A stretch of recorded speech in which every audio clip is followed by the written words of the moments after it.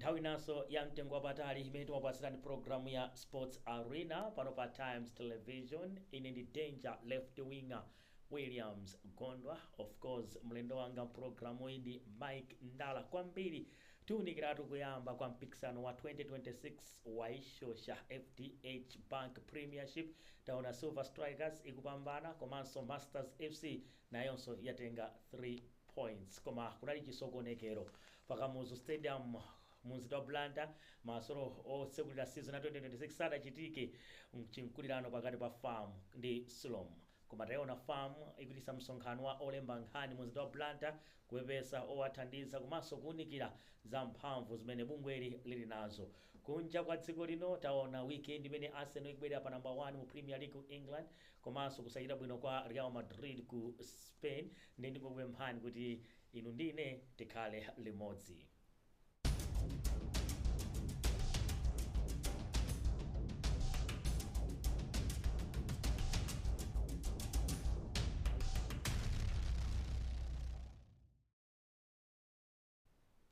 Ndiyetu monga ndinakambira kumambira program ya Sports Arena kuti andijoine Mike Ndala. Mike, ndikho kuti no mwana ndi weekend yabwino. Ya weekend yabwino. Weekend yabwino bwino koma? Andi yabwino ifana ngasi ife ndi ampira basi. Ife ndi aza masewero. So kaya masewero sana chitike kaya sokonekera koma masewero ndinkhani za masewero. De pali nkhani tingaloti kwambiri ndo mafuna twange focus on my games amene asewera weekend imene komanso nkhani imene nanga tingaithawe osakamba zimene zachitika paka mu stadium chimkula amene chilipo pakati pa Farm ndi Slom. Tiyambe focus atikale analysis ya ma games kamene tiyambe kaye nkhani imene ili hot. Poto yoyo ndi ayitali nditingoona kaye kuti malizasa nali motani. Okay. Yeah, from there ndikuti no tingomalizisa ndizo nanga sizokambidwa ndi zambiri mmene wanenera mwe sitingayithawe. Magazi aonena kuti no tiyambe imene iyi kena kuti kapita ku break kiti bweni ma results. Chifukwa nkhani yaikulu ndiyo kuti ndikuyamba kwa Premiership. Yes. Yeah. In fact game yaikulu. Okay. Game yaikulu weekend maina yakhali yakalonga ndi Wanderers. Oh, game yaikulu. Game yaikulu. Chifukwa chokuti uku ndikomo kumakakhazikisidwa muchizungu amati launch. Yeah. Khazikisidwa FDH Premiership tikuchoka ku dzina la Super League, tikuchoka ku dzina la TNM kubwera FDH Premiership. Ndrama zochuluka kwambiri mbiri ya mpira mdziko chabwino. Yeah, so Wanderers ngati ma defending champions pakwawo pakamuzu stadium pamene anatengerapo chikhopo amayenera nawo so ayambe title defense yawo pamene popo. Komanso ma sponsors ndi Slom anakonza kuti akhazikisa chinthu chawo pamene popo. Okay. Yeah. Tipite no pa Kamuzu Stadium ndikwa kuti no tikhaitu kuona zina mwa zimene ndithu zachitika pa bwalo limene la Kamuzu Stadium. Mike, kunali chisokonekero anthu abwera ku stadium, anduna abwera akuluakulu kuchokera ku bank ya FDH Slom tingoti okhuzidwa ku mpira. At the end mpira sunaseredwe mwina tisanabwere press amene Farm anachititsa. Ukuona ngati kwenikweni chikuvuta ndi chani kapena chikukanikitsa kuti no bungwe loyendesa masewera mpira wamendo mdziko muno la Farm limene mayendesa league la Slom kukhala pansi nkudziwa mpaka anthu walo kupereka ndalama kukhala ngati kuabera amalawi? Yes, ndizowawa kwambiri kwa supporter Danger. Tinayankhula ndi ma supporter angapo mayankhula so pa Times pompano. Okay. Pa wireless kuti ma supporter anali odandaula. Yeah, koyambira kukhala kuti ungononga ndalama yako kukalipira pa gate 6000. That is ku open. Nanga amene analipira 20000 ku VIP. So zinazo zokhumudwisa kwa masapota ngati awawo kunena kuti abwere achoke kwa Avumbwe, achoke ena kuchikwawo, ena kumwanza ndi madera ena alo sozungulira Blantyre kuzaonera ngosaonera nkuzangonera omwe apo basi mapule ako ngozongola nkubwerera. Zinazo zokhumudwisa kwambiri. No wonder masapota ena ake anaonesa Okuro video kuoneka ndi ku stadium kumene zinalili. Ku stadium zinthu zalakwika. Okay. Ndi masapota akuonesa utakuona amene akupangira demonstrate masapota. Yes. Ena so anapitiriza apopo bola wango yankhulo ena kupitiriza kumakaphwanya kuma office a sports council. Okay. Amene no a sports council sizi kuakhuza za Super League. Sizinali zabwino. Komano ukandifusa kuti chinavuta ndi chani kwenikweni. Ine ndikuona kuti kusamvana komwe kunalipo pakati pa Slom ndi Farm. I think kwa ine izi sindikuyankhula ngati Times TV komanso sindikuyankhula ngati kuti sports arenas program kuti iwe ndi mkozi kapena mulusi. Okay. Ndikuyankhula ngati Mike Ndala, a sports analyst, a football analyst. Okay. Yeah. Uvuto apapa kwambiri blame ipite ku Sulomu chifukwa apapa anthu ofuna ulo kuti akasume kuti tinalipira ndalama koma sitinalandire service yomwe tinalipirirayo owasumira akhala a Sulomu.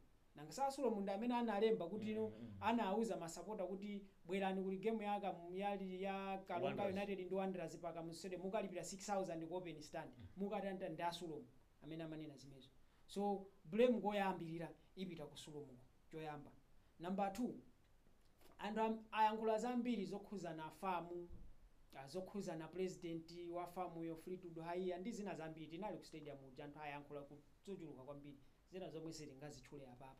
Komano ine ukati upange follow order of events mene yachitikira pa 13 April ndi pamene a famu nthambi yawo ya club licensing yomwe imapanga inspectors ndi zinazo za club licensing ananena kuti mabwalo akamuzu na nkhaka ndi Zuzu stadium awa sali fit kapena sali okwanira kupangisa masewero pa nthawi inoyo.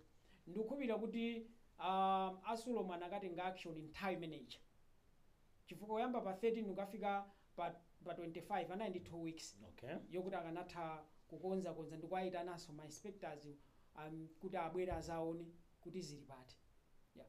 Komano anthu aja anakhala pa 13 wiki inayo panali pa bwanji pa 20 ndikukhala kenako ndikumabwera weekend inayo pa 23 ndikumaza auza anthu kuti abwera muzaone tapanga izi afamu ndikumati mwatipangisa mwatiuza mochedwa.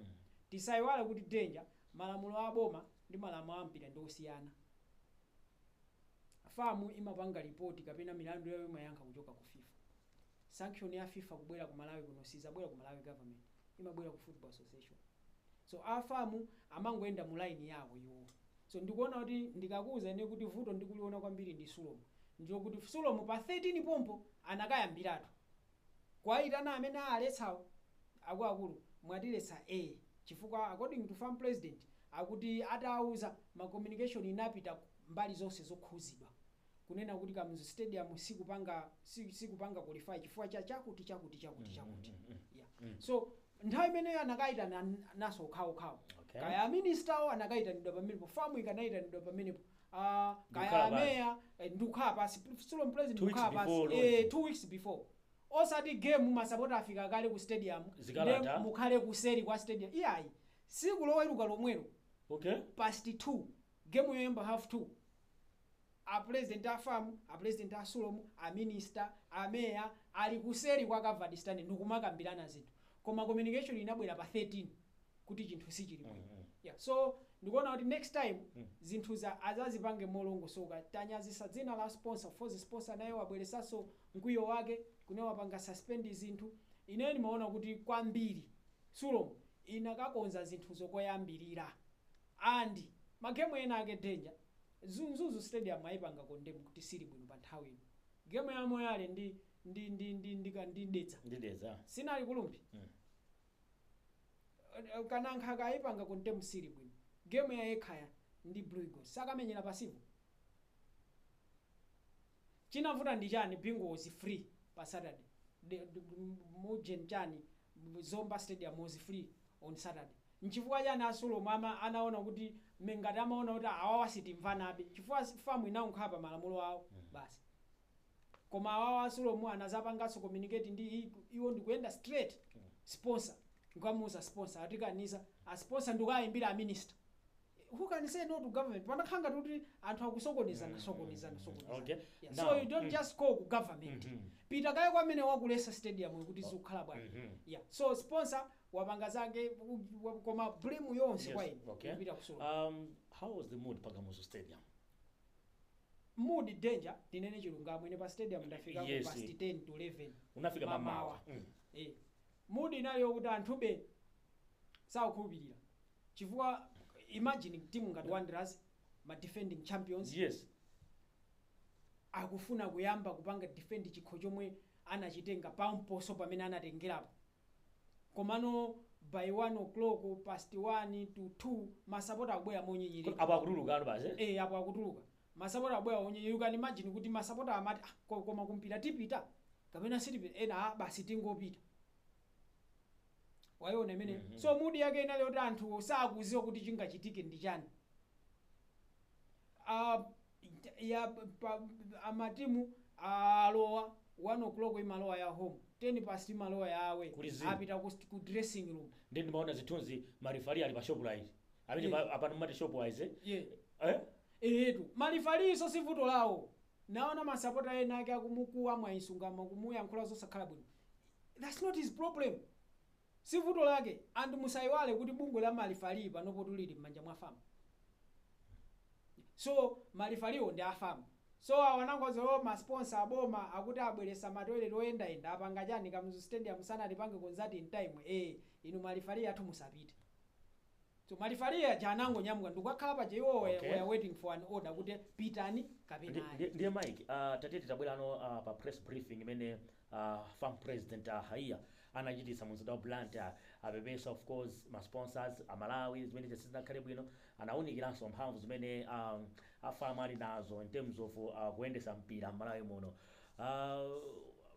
kunali kuyenera kuti no afama aitendese kumano ngati umene ucha kumaso ganizo imene achita bank kuti tatete tayimisa ndikaye tatete umene papeka kumasolo ampira kutokovu flames mathandiza dirty ball mipikisano ya skulu za masekondari yes apa ndi sponsorship imene uphatikiza bwanji tisanapite ku break yes choyambirira afama achita bwino chifukwa chake pakachitika vuto umayenera upanga address nthawi yomweyo imagine kuti ngati mwina lero zinthu sizina afamu anali asanayankhule china chilichonse bwenzi zili pati apaso tikudikira kuti sulo mwiti yankhule sulo musukena kuyankhule sponsor wayankhula famu yayankhula sulo mwirizi tidikiranso kuti sulo mwiti yankhule tidikiranso kuti boma lili yankhule ngati sili nati yankhule so tiyamike farm president kupoyitanisa nsonkhano uwu ndikupita kuti mafunso onse amene anafunsidwa kuko ayankhidwa ena anafunsa funso lonena kuti inuyo a president muli ku Sulomu dabe ina yake yapa 28 June 2023 famu italetsa kuti pa stadium pasachitikire dabe inuyo a president muli ku Sulomu munaka Sulomu yanu inuyo munane nati ya dabe imi ndipo inamenyedwa dabe apa pasizikhala ngati zikukolana nda farm president anayankha kunena kuti nthawi yomwe amamenya dabe manager farm sina it was just a concern from the hierarchy ya farm nthawi imeneyoyo kunena kuti ndimeneka mu stadium ilili it cannot host a match of this magnitude kapena singapangise masolo akulu ngati awawa nthawi imeneyo samatanthauza kuti kalonga ndi wandira zisangamenye pa stadium samatanthauza kuti ekhaya kaya ndi masters zisangamenye pa stadium samatanthauza koma nthawi imene jamangotanthauza game yoti ita ni anthu ambiri pamene apapa olo game yandira ndi stars kaya ndi Bangwe singamenyedwe pa stadium upo chifukwa choti stadium yo ndiyo saloledwa pandimvesa so kubwera ku ma sponsors apanga suspend ma sponsorship onse amasewero ndikuonanso kuti matches we appreciate kuti no ma sponsors yachitisidwa manyazi siku limene jadenje tisanamizane bwanzo ma sponsors alipira ma artist analipirisa tinamva Joe Aiko nabwera kumwe kuti ndalama zake analandira analipira analipira ndoti kuna imene okhala MC kumene kuja walipidwa APA system ija anthu kumanga zozija alipidwa anthu aja komanso ma sponsors ndikuchoka ndikuzakhala pa nsanja paja nkubwerera osachitika china chilichonse ndizochitisa manyazi kwambiri akuyenera apange react mmene momwe komabe however izo zonse ndikunena ngati munthu okonda masewero komanso wasata masewero kuti nthawi ina yake mwina IFDH should consider the decision mwina aso iwonso mwina achipanga react chinthu chimwa emotional timatero mwina wake akakhaza pansi aganize chifukwa anyway FDH imathandiza netball yalakwaya amathandiza za school zalakwachani amathandiza atigulira basi ya frames ichi zalakwachani kuti angoyimisa zonse zikusonyeza kuti ngati atayimise zonse choncho zonse kuti mwina ngani mwina si yokha mwina pali zinthu zina zomwe solaona kuti sizabwino bwino walikuwa kuti no at the end Sulomu ndi farm akuyenda kukhala pansi ndikupanga chiganizo chimodzi kuyenda limodzi chifukwa ife timakhulupirira kuti famu ndiso mkanga zonse zikuyendera chani zikuyenda limodzi mwazaonekabe kuti no kuyambira kalekale sulo mundi famu sikwenikweni sikoyamba kuti kuchitika izizi kaya sintha leadership kunali malemu kaka Henry Chibowa ku sulo mu president ndi aota nyamilandu mu 2008 mmene muja 20 anakoka naso nkhani kwabwera nkhani ya sulo amini GS Williams Banda ndi famu ya chinaota nyamilandu akanga naso zinthu zina zakukokana apa paso timayembekeze chifukwa a president afamu ali a president kusulo mwa vice awo anali amitawo pano anapanga split winali they are very good friends, very good friends, they are brothers. Timaona ngati tilamvana koma anapanga so address ya president za ntchito ndi zina brotherhood ndi chabwino nkuteka kuti enano mukungoti joina kumene mukuonera indi program ya Sports Arena ikukufikani kuchokera kuno ku Times Television. Timawunikira chisokonekero chimene chachitika pa tsiku loyamba la mpikisano wa FDH Bank Premiership ndi Mike amatunikira zina mwa zimene ndithu kwa iye akuganiza kuti tiyende mudongosolo lotani kuti no masewero apambane pakutha pa zonse. Ndiye tipita ku break tikabwerako tiunikire no masewero amene asewere fa ngakhale unali zitopotopo koma masewero adapitirira ndithu mu FDH Bank Premiership. Takhalani bedi pomwepo.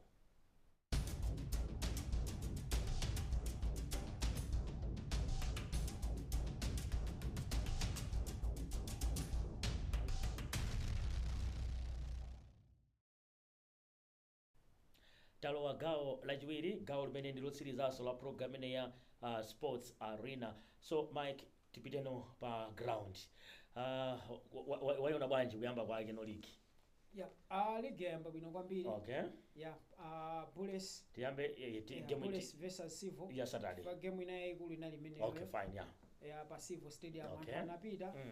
Kunali mpira wapamwamba kwambiri. Mati monse khanga tunali m'nkhope zingapo za nyuwani. Yeah, chifukwa chokuti Sivo yaluza ma player 8 amene anali nayo season ya todalirika. Ndoti first 11 ya wafuna kapena arango tipasaka picture ma results amene ndithu anasewera kuma weekend imene kumene kuti zingolinga mwa first mwa first chichewa chake ndi changu kuyakora rakatito ya koma ngati kuli kotero ndoti atulikire kati imene ya week 1 ndi imene result ya dzulo Masters kumenya timu ya Chitipa United 1-0 Precious Sambani anagolesera ndithu timu imene ya Masters. Omaso unali ma games ena ngati Red Lions ndi Craig Sporting tayona Craig ule pande Red Lions 1-1.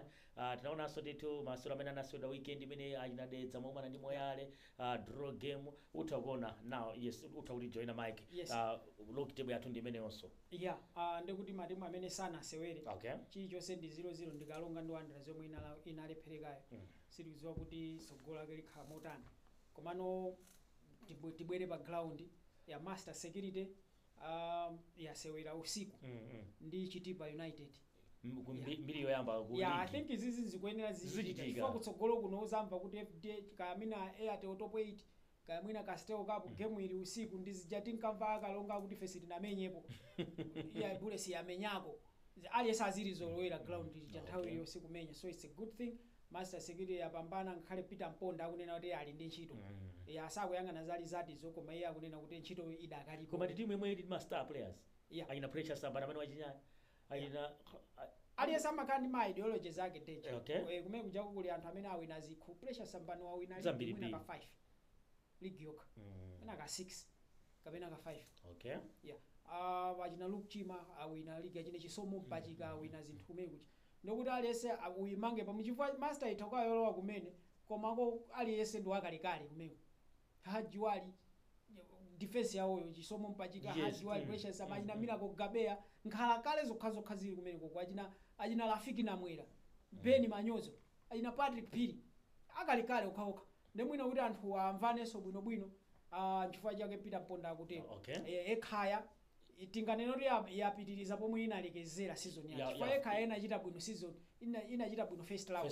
second round inachinyidwa kwambiri apa paso yayambaso kuipa yeah reverse fixture yapana ya away ku Blue Eagles inathera kandi draw yeah ali kulungu ataphonya penalty apa gonja inali 2-0 game yo Malinda Nuzayika pa 2-1 ali ndi ntchito anyamata fango sintha squad ma player ango sintimu yomwe anayamba nayo first round season yatha ina ya second round ina apa kuyamba ndi ina toti mapuleya akwenera akhale ndi ntchito kwambiri. Nanga Bullets kupanga drop 2 Bullets points. kupanga draw ndi Silvo. Yes. Bullets chiwinire pa Silvo 2023. Wo. Bullets zimavuta kuwina ndi Silvo pa kwawo. Okay. Saiwale kuti season yatha first round. Koma anatsogola Bullets. Ndi mmene tusaiwale kuti Bullets so inagonja. Komanso tisaiwale kuti Bullets yo mapuleya ambiri ndanyo utakuona pa Dustin Banda. Achina Kalambo. Uyo Mishek Biliard. Clever Kalambo. Kwabwera nkhope za nyuwani kwambiri. Kwabwera nkhope za nyuwani kwambiri. Kaunga. Memano Kaunga uyo akweneka kuti no coordination kuti igwirizane. Tuona chigwera na Golesa Kaunga. Apopo poa marking ya Kirsten Simbi anamuyang'anira wamona jersey number 25. Anamuyang'anira they left the akanga wachoka kumbuyo utini. Anaiwala kuti blind side umakhamu. So poor marking on the part of Silvo. Okay. Pa chigoli choyambacho. Kumbali ya Silvo ndiamike Abbas Magawa. Yes. Ndanzake tenje niwakuuza kuti first 11 ya Silvo ya season yatha mwina mwachoka mapuleya 8 kapena 9. Koma he has been able kutoleraso ana ena ndikuyambira tadikira kai utione chigoli cha Silvo. Chigoli cha Silvo inali free kick yomwe anamenya. It was a direct free kick. It was a direct free kick wamenya Captain Russia's Banda formerly of Bullets. Wamenya Chisulo. Pilirani mapira anaukanka anausepa mpira ndikumenyesa Chisulo. Okay. Waumenyesa Chisulo wamenya Chisulo chichi. John Dambuleni wangoti ziko mukwambiri pakolo pali yedi. Yeah. So it was a good game, a fair result to both sides. Okay. Of course Abbas Magawa nadandaula za oyimbira kuti chigoli choyamba anakwiya kwambiri. Koma Mike tudandaula first game. Coach Abbas Magawa umvere interview yake nali okwiya kwambiri. Koma ano ndizampira. Zimachitika 2-2 Bullets ikuyamba ndi 1 point, Silvo ikuyamba ndi 1 point. Tiona kuti match day 2 ikhala motani. Detsa yayamba ndi 1 point so away to Moyale. Timu yomwe so akuoneka kuti akuyimanga mapuleya anyuwani apitako mapuleya anyuwani kumene Moyale nayo achina Matthews Masamba apita ku Moyale kopano. Tiona kuti zikhala bwanji. Mafco ndi Mitundu. The 1-1. Mitundu 1-1 Mitundu nayo inasogola. Mitundu inasogola ndoti matimu onse achinyisa 90 plus. Matimu onse olowa kumene palibe yaluza. Okay. Ndipo matimu onse olowa kumene achinya. Chifukwa Red Lions yachinya uko. Izikutipasa picture yotani. Izikutipasa picture yokuti tikhandi mpikisano wapa mwamba kwambiri. Kwa otuluka sungaganizira ngaluka. Umaita kuti Mitundu akachinyidwa ndakabona season yatha umatha kuona Songwe tu apapa. Songwe 59 tulusa mwina 5 games yoyambirira. Komano apapo kuoneka kuti mpikisano ulipo. Okay. Race ya Premier League mwena ba weekend imene taona Arsenal kubwera pa number 1. Yes. Tuwaso Chelsea yachita bwino, Man City so yachita bwino mu FA Cup. Yes, FA Cup final. FA Cup final ndikuti ndi City ndi Chelsea. Okay, fine. Chelsea sumaipanga ndaleti kwambiri mu final. Kubayo sakoji. Ndimene kuti Chelsea sumaipanga ndaleti kwambiri mu final. Inacho sakoji mu 2012 ndikutenga ogwirizira mpaka ukawina Champions League. So sungayineneretu Chelsea. Arsenal I think chinthu chija chiwafuna iwo sakuchifuna. Chifukwa chokuti sireka ngoina magemu onse asanawo yatenga. Koma panali nthawi ina yake yokuti Arsenal inayi ndi mwayi wonse. So tiona kuti zikhala bwanji Declan Rice akuti mtunda ulipo mchinkhondo ilipo ndipo sakutaya mtima. Champions League tasokhala kubwerera kukhangati Tuesday Wednesday. Okay. Achina Europa kubwera Wednesday. Zikuoneka kuti Chelsea koja acho size kumveka mafuna Cesc Fabregas kurabwere kufuna so Antonio Conte uja. Okay. Abwerereso apite ku Chelsea amene Liverpool akochi ainyake atimu. Tayona Spurs rumor ya Spurs yo sogola uzilire mmanja mwawo so. Chifukwa West Ham ikangoina magemu awo onse Spurs ya. Chabwino Mike andithokoze kuti unabwera mu Sports Arena. Ndikwa kuti no weekend tiona kuti no atisimikizire fixture ya mpikisano umene wa FDH Bank Premiership kuti tilowera kuti koma ndimafuna ndithokoze kuti unabwera mu program yathu ya lero. Yazi kumukwambiri. Chabwino tikatere tamaliza Sports Arena pano pa Times Television. Ndofuna ndithokoze kwambiri Mike Ndala amene anali mlendo wanga mu program koma pamagina amene amatijambula kuti ife tioneke imene tikuonekeramo ndi Nelson Chituwa. Ine ndi Williams Gondwa. Pitirizani kuonera kanema wa Times mwakumanonse.